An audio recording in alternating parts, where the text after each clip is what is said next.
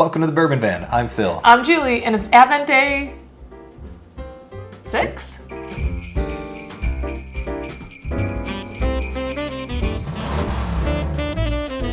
Grumble, grumble, grumble, grumble.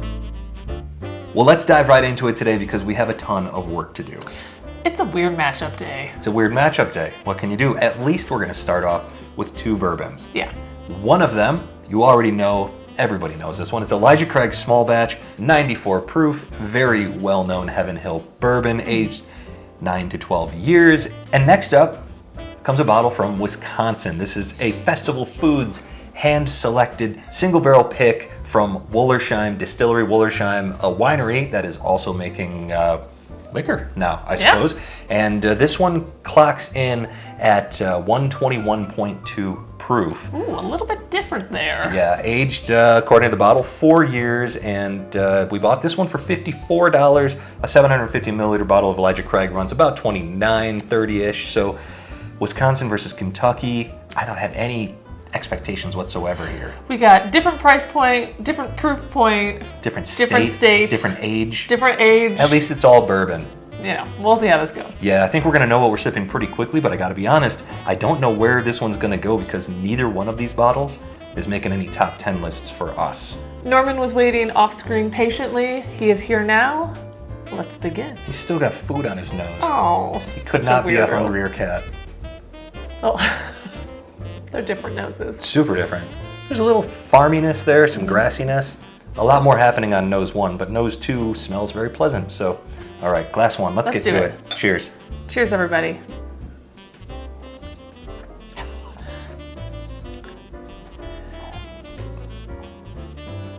That's some reaction you had over there. My eyes are watering. We'll see. We'll see. Yeah, it's interesting enough. It is. But it does drink real hot. It is different. It does drink quite warm, and I'm not even necessarily talking proof. It's just, she's a little harshly hot. Yeah, it's spicy to begin with, and then there is some harshness there. There is good mouthfeel. It's got sweetness. I am getting a sugariness, oaky, like a chocolatey oakiness that shows up there. You know, I'm trying to be strong here. In the middle there are some nice flavors. Be whatever you want. I'm gonna take a sip of water and move on to glass two. Yeah, I'm just gonna have one more of this just in case. Just in case it's not there when you go back to it. In case I never go back.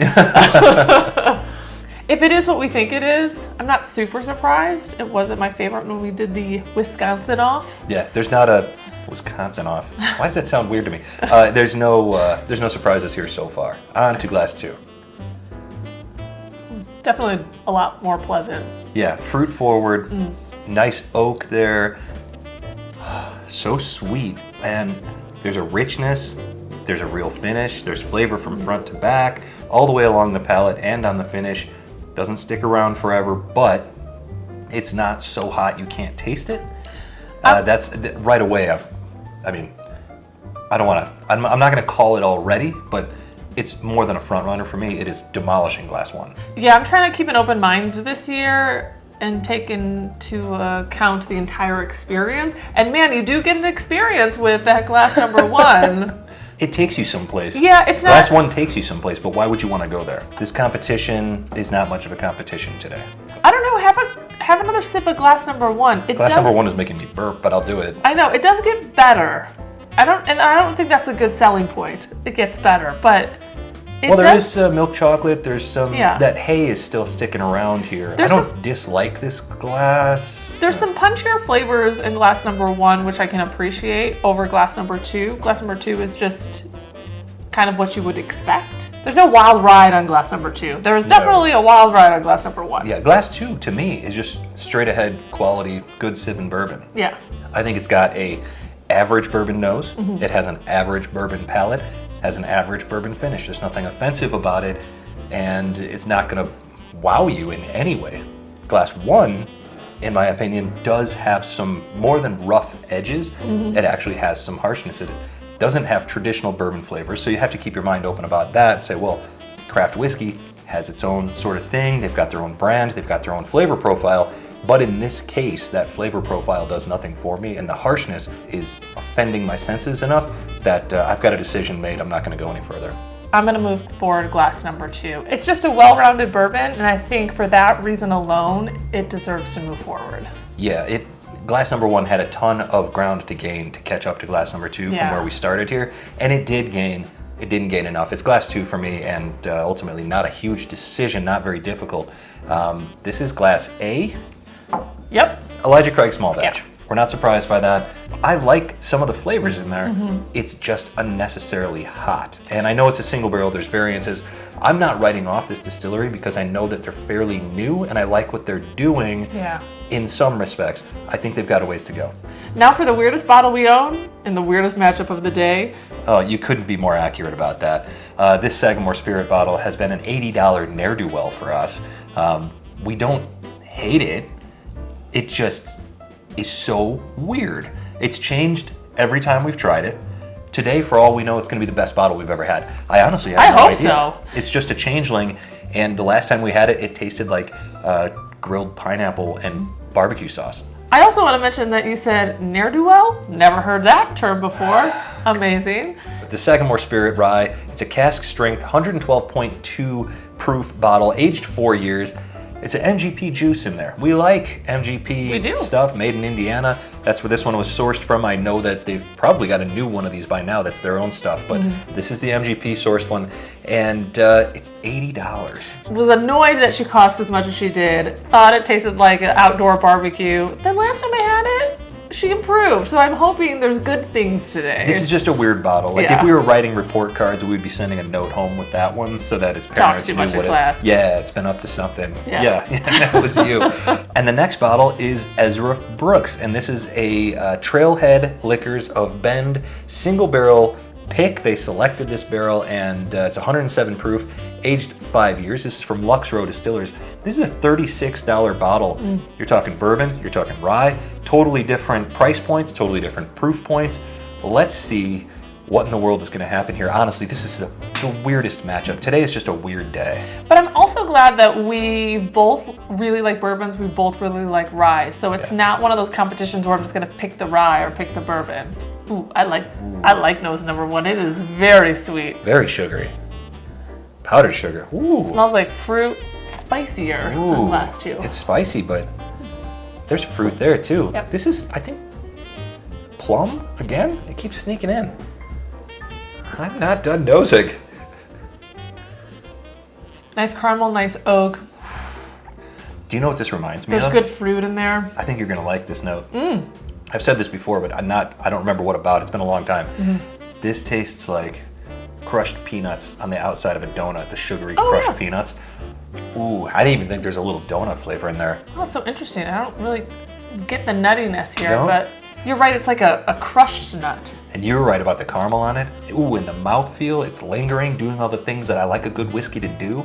It does make me smile a bit. Yeah, glass 1, what's going on? I don't know if it's because of the first matchup. Now I'm like all excited. Glass 1 is flirting with me over here. I think it winked at me. Oh, I like that. Or maybe I don't like that. She's looking. I'm gonna go on to glass number 2. I'll be right there. Even my water tastes better after drinking glass 1. It went from sweet to like a nice spice kick there. Neither of these bottles taste like what they did before, so that is a huge bonus for this one. Yeah. Oh, this is interesting. It's opened up a lot if I think I know which one this is. The nose kind of gives this one away, Yeah, I think. from the spiciness you can probably tell. My glass number 2 is actually quite nice today. I'm loving it. There's a really rich tobacco note. Yeah. Loads of vanilla, but totally just tons of rye. It tastes literally 0% like it tasted before. None. Completely. One of these is 107 proof, the other one's 112 proof. Even at those elevated proof points, glass 1, whichever one it is crushable. That is Agreed. good whiskey. That one sips easy. It's actually really good today. Yeah, spicy Interesting. peppercorn, not overwhelming spicy peppercorn. Just a nice kick on top of all that sweetness, Agreed. all that oak, all that richness.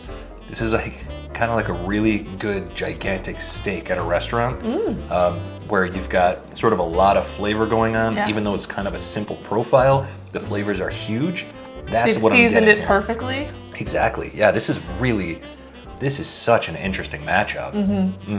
Even though glass 1 is super sweet, glass 2 is pretty spicy, they're both crazy well balanced. These are, I mean, the way that these are put together, they're both fantastic whiskeys. And I did not think before this started that I would say that about both of these whiskeys. So I can't believe I'm going to say this, but I like the roller coaster of flavors that I'm getting out of glass 2.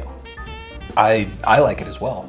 I literally thought this was just going to be a throwaway round. You were acting like it was going to be a slam dunk. You were was like- strutting in today. I was like, Ezra Brooks will take this one down immediately. It's game day, and she decided to show up Yeah. with her A game. Yeah, I also have a decision made. You're done, right? Glass 2 is where you're going. Yeah, I think I'm gonna go with glass number 2. And I can't believe I'm gonna say this, This but is a shock. I can't believe how much I'm enjoying Rye this year. I thought at first taste it was definitely going to be glass 1 for you, and Yeah. we're splitting again. Really? This is crazy because glass 2 is hitting my palate so well today, but glass 1 is a special whiskey, and Yeah. I almost hate to move a single barrel forward because it's, obviously if you don't live in the Central Oregon area, this one's not available to you, but I have to say, this is the second time we've tried an Ezra Brooks single barrel pick. Somebody sent us a sample recently. That was also awesome. So Yeah. these LuxCo single barrels, if that's what this is, I'm a big believer in it. I'm buying. I'm choosing glass A. And I'm choosing glass B. I can't believe it. This is great. Glass A, Ezra Brooks single barrel. Glass B, Sagamore Spirit Rye Cask Strength. There you have it. We've got 2 more bottles. 3 more bottles moving ahead in the brackets. We hope that you have chosen well and that your bracket isn't busted just yet. And even if it looks like it is, hang in there because the points go up from round to round, and we have seen some crazy brackets come through, but we've seen some crazy things happen so far. Yeah. Perfect example right here. So day 7 tomorrow, we can't wait. We hope you're having as much fun as we are. And from wherever we are. To wherever you are. Cheers. Cheers. Can I have your Ezra? Sure.